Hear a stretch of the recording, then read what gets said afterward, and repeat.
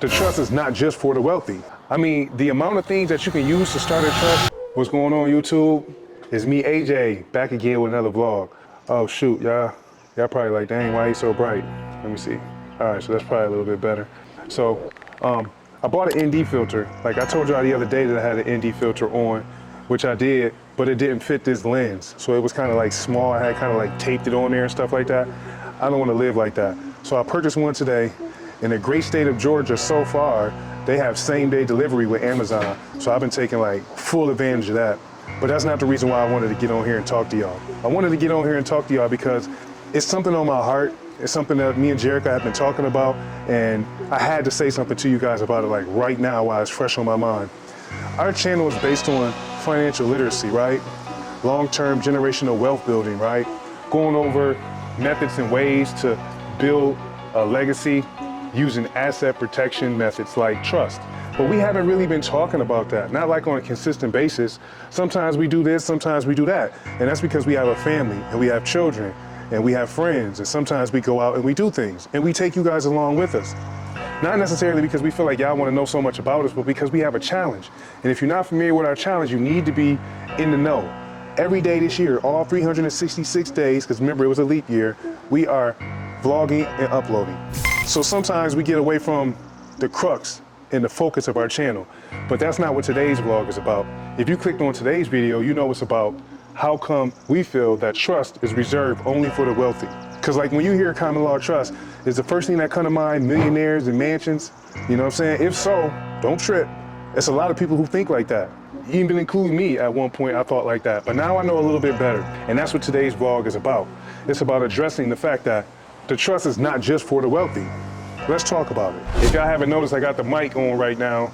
Jerica in the video yesterday where she was talking about FHA and how you can finesse that, buy a property, live in it for a year, rent it out, buy another property, use that second property to pay the mortgage on the first property. She talked about that yesterday. We're using these microphones because the audio been a little weird, and Jerica has a really, really soft voice.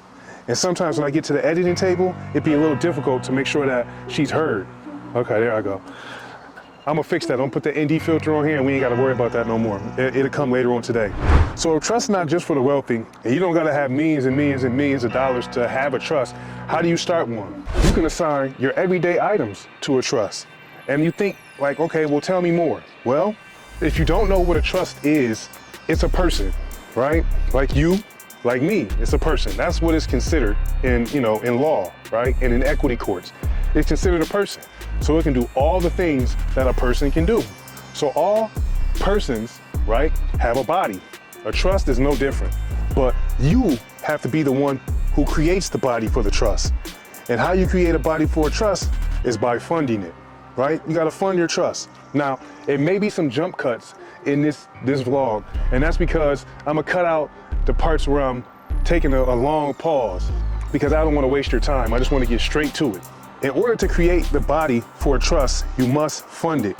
You fund it by assigning financial instruments to it, stock portfolios, vehicles, and the one that's crashed in the garage, that's still a vehicle. It still has a value.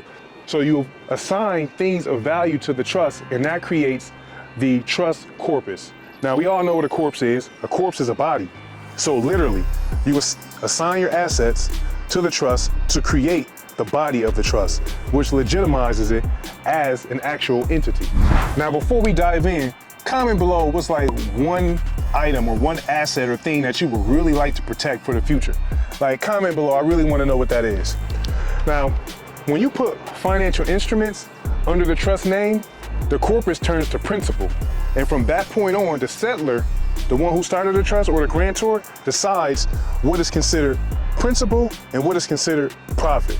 I mean, the amount of things that you can use to start a trust may blow your mind, but of course, cash, you know what I'm saying? You got 30, 40, 50 bands sitting in an account somewhere, you can use that. You can use mutual funds to start a trust or to fund the trust, the initial funding, build the trust corpus. There I go again with this sun. I love outside too, y'all. But shoot, that's as bright as it's going, that's as dark as it's gonna get. Okay, where was I? Mutual funds to fund the trust. Stock portfolios to fund a trust.